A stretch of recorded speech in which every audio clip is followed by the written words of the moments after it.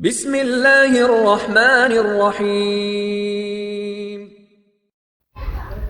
السلام علیکم عزیز طلباء اور طالبات، دار ارقم اقبال ٹاؤن کیمپس میں خوش آمدید۔ میں ہوں آپ کی اردو کی ٹیچر مس امرینہ خان۔ آج ہم کریں گے اردو کے 5ویں ہفتے کا سبق نمبر 25۔ تو سب سے پہلے آج کی تاریخ لکھتے ہیں۔ آج کی تاریخ ہے 24 مئی۔ آج ہم کریں گے گرامر میں پہلے ہم کریں گے ورک شیٹ نمبر 6، اس کے بعد ہم کریں گے تفہیم۔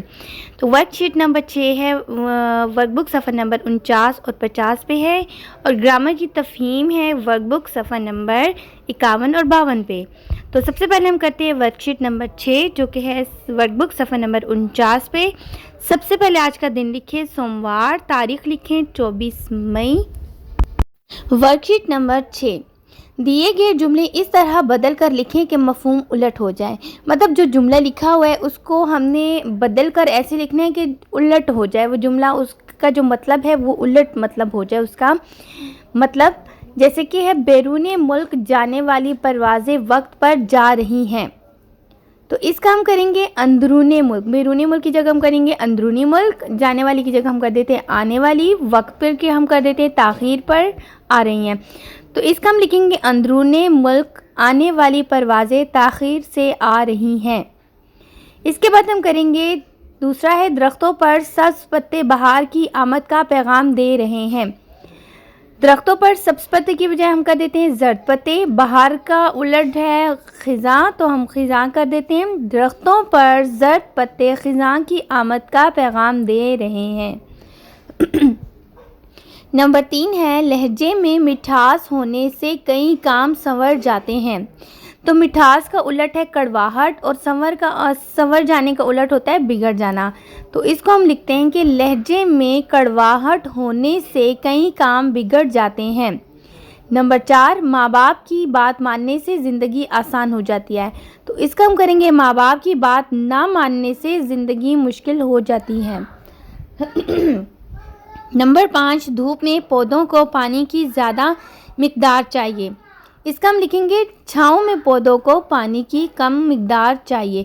اس طرح ہم نے ان جملوں کو بدل کر لکھا ہے تو اس کا مفہوم الٹ ہو گیا ہے۔ یہ آپ نے اپنے ورک بکس پہ لکھنا ہے۔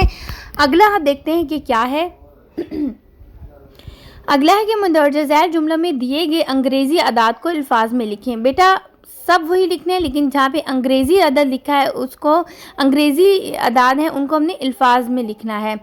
جیسے حادثے کے وقت بس میں 62 افراد سوار تھے۔ اب یہاں پہ 62 جو لکھا ہوا ہے اس کی جگہ ہم اردو میں لکھیں گے 62، بے الف سین ٹے ہے۔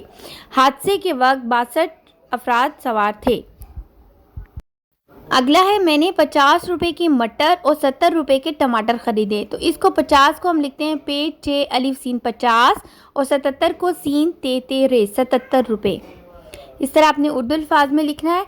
آگے اگلا ہے صفحہ نمبر 50، ورک بک صفحہ نمبر 50۔ دن لکھے سوموار، تاریخ لکھے 24 مئی۔ شاہراہ قراقرم کا 806 کلومیٹر حصہ پاکستان میں اور 694 کلومیٹر چین میں ہے۔ تو بیٹا اس کو بھی سارا جملہ آپ نے وہی لکھنا ہے۔ 806 کو آپ نے لکھنا ہے 806 اردو میں لکھنا ہے، الفاظ میں آپ لوگوں نے لکھنا ہے، اور 494 کو بھی آپ نے الفاظ میں لکھنا ہے۔ آگے زمین سورج کے گرد اپنا ایک چکر 365 دنوں میں پورا کرتی ہے۔ تو 365 کو آپ نے الفاظ میں لکھنا ہے۔ آگے ہمارے ملک کا کم و بیش 70% آبادی دیہات میں رہتی ہے۔ 70 کو بھی آپ نے سین تیرے 70 ایسے الفاظ میں لکھنا ہے، ٹھیک ہے۔ تو اس کے بعد جو اگلا کام ہے وہ ہے کہ مذکر الفاظ کی جگہ مونس اور مونس الفاظ کی جگہ مذکر لکھتے ہوئے جملہ دوبارہ لکھیں۔ بیٹا جن جملوں میں مذکر لکھے ہوئے ہیں تو ان کے آپ نے مونس لکھ کے دوبارہ سے جملہ لکھنا ہے، اور جہاں پہ جن جملوں میں مونس لکھا ہوا ہے ان کو دوبارہ سے آپ نے لکھتے ہوئے ان کو مذکر لکھنا ہے۔ تو شروع کرتے ہیں۔ احمد کا سالہ سسر اور بہنوئی بہت ملنسار ہیں۔ تو ہم اس کو لکھیں گے احمد کی سالی ساس اور بہن بہت ملنسار ہے۔ سالہ کا سالی، سسر ساس، بہنوئی بہن۔ نمبر 2، لاہور کے چڑیا گھر میں بندریا، شیرنی اور ہتھنی بھی ہیں۔ اس کا ہم لکھیں گے لاہور کے چڑیا گھر میں بندر، شیر اور ہاتھی بھی ہیں۔ بندریا کا لکھیں گے بندر، شیرنی شیر، ہتھنی ہاتھی۔ خادم نے رئیس کی دن رات خدمت کی، تو اس کا ہم لکھیں گے خادمہ نے رئیسہ کی دن رات خدمت کی۔ خادم، خادمہ، رئیس، رئیسہ۔ اگلا ہے میرے پھپھا، چچا، تایا اور دادا نے زلزلہ میں زخمی ہونے والوں کی مدد کی۔ ہم لکھیں گے میری پھوپھی، چچی، تائی اور دادی نے زلزلے میں زخمی ہونے والوں کی مدد کی۔ پھپھا، پھوپھی، چچا، چچی، تایا، تائی، دادا، دادی۔ آخری ہے ناظمہ نے تمام شہر کا انتظام اپنے ہاتھ میں لے لیا۔ اس کا ہم لکھیں گے ناظم نے تمام شہر کا انتظام اپنے ہاتھ میں لے لیا۔ ناظمہ کا مذکر ہوتا ہے ناظم۔ یہ ہے ورک بک صفحہ نمبر 50۔ اس کو بھی آپ لوگوں نے اپنی ورک بک پہ بہت ہی خوبصورت لکھائی میں لکھنا بھی ہے اور اس کو یاد بھی کرنا ہے۔ تو ورک بک صفحہ نمبر ہم نے کر لیا 49 اور 50۔ اب ہم کرتے ہیں ورک بک صفحہ نمبر 51۔ اس میں ہے دن لکھیں سوموار، تاریخ لکھیں 24 مئی۔ یہ ہے ایک تفہیم، اور اس تفہیم میں کچھ محاورات کا بھی استعمال ہوا ہے۔ تفہیم بیٹا آپ کو پتہ ہے ایک پیراگراف ہوتا ہے، اس پیراگراف کو آپ لوگوں نے بہت ہی غور سے پڑھنا ہوتا ہے، پھر اس پیراگراف میں سے کچھ سوال پوچھے جاتے ہیں آپ سے، جن کے جواب آپ نے اسی پیراگراف میں سے ڈھونڈ کر لکھنے ہوتے ہیں۔ تو اس کے لیے ضروری ہے کہ پہلے اس تفہیم کے پیراگراف کو ہم غور سے پڑھیں اور سنیں۔ تو بیٹا میں اس کو پڑھتی ہوں، آپ لوگ اس کو غور سے سنیں۔ خدا لگتی بات ہے گیا وقت پھر ہاتھ آتا نہیں، جس نے وقت کی قدر پہچانی سمجھو اس کا بیڑا پار ہے، اور ہر موڑ پر کامیابی اس کے قدم چومتی ہے، اس کو دین و دنیا دونوں میں آبرو ملتی ہے۔ جس نے اپنا قیمتی وقت بیکار باتوں میں گنوا دیا وہ بعد میں آٹھ آٹھ آنسو روتا ہے۔ وقت تو اللہ کی دی ہوئی سب سے بڑی نعمت ہے۔ وقت کی قدر کا یہ مطلب ہرگز نہیں کہ انسان 24 گھنٹے کام میں لگا رہے۔ سب سے بہتر تو یہ ہے کہ انسان اپنے کام، آرام، کھیل اور تفریح کے اوقات تقسیم کر لے اور جہاں تک ہو سکے ان اوقات کی پابندی کرے۔ آرام کرنے سے کام کی تھکن دور ہو جاتی ہے اور انسان نئے سرے سے تازہ دم ہو کر کام کرنے کے قابل ہو جاتا ہے۔ وقت پر سونے، جاگنے، کھانے پینے سے ایک صحت مند آدمی اپنا ہر کام مستعدی سے کرتا رہتا ہے۔ جو لوگ کام کے اوقات میں گھوڑے گدھے بیچ کر سوتے رہتے ہیں وہ ہر چیز میں پیچھے رہ جاتے ہیں، پھر افسوس سے ہاتھ ملتے رہتے ہیں۔ کسی بھی کام کو مصیبت سمجھ کر نہیں کرنا چاہیے، تبھی حقیقی خوشی حاصل ہوتی ہے جو ہماری زندگی کا اصل مقصد ہے۔ بیٹا ہم نے اس کو پڑھ لیا اور آپ نے اس کو سن بھی لیا۔ اب ہم ان کے سوالات کرتے ہیں کہ کون سے سوالات ہیں، ان کے جوابات بھی اسی پیراگراف میں سے ہم دیتے ہیں۔ گیا وقت پھر ہاتھ آتا نہیں سے کیا مراد ہے؟ تو سوال ہے کہ گیا وقت پھر ہاتھ آتا نہیں سے کیا مراد ہے؟ تو بیٹا گیا وقت پھر ہاتھ آتا نہیں سے مراد ہے کہ جو وقت گزر چکا ہے وہ کبھی بھی دوبارہ واپس نہیں آئے گا۔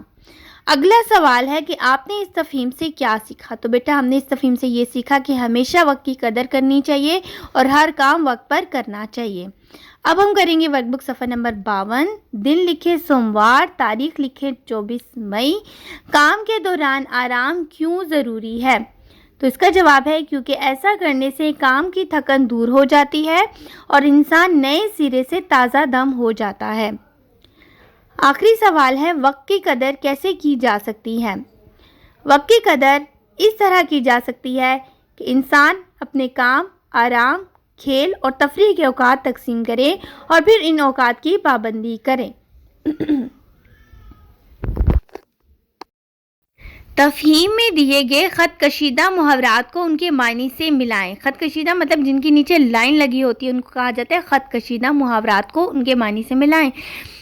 یہاں پہ معنی دیے گئے، ہم نے ان معنی کے حساب سے ان محاورات کو ڈھونڈ کر یہاں پہ لکھنا ہے۔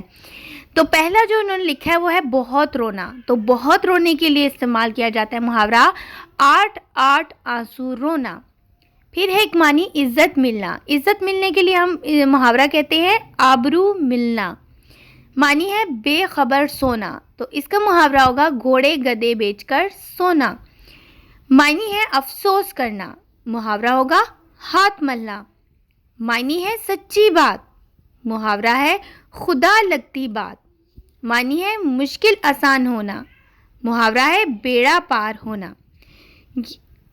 یہ تو تھا بیٹا آج کا سبق ورک بک صفحہ نمبر 49، 50، 51 اور 52۔ اس کو ہم نے بہت اچھے طریقے سے کر لیا ہے۔ اس کو آپ لوگوں نے اپنی ورک بک پہ بہت ہی خوبصورت لکھائی میں لکھنا بھی ہے، یاد بھی کرنا ہے، دن اور تاریخ بھی لازمی لکھنے ہیں آپ لوگوں نے اس پہ۔ اور اس سے پہلے کہ اس بات بھی امید کرتی ہوں کہ آپ لوگوں نے سب کمپلیٹ کر لیا ہوگا، اس کو اچھے طریقے سے یاد بھی کیا ہوگا، مکمل لکھا بھی ہوگا۔ اس کے بعد انشاءاللہ ہم ملیں گے اگلے سبق میں، تب تک کے لیے بہت خیال رکھیے گا۔ اللہ حافظ۔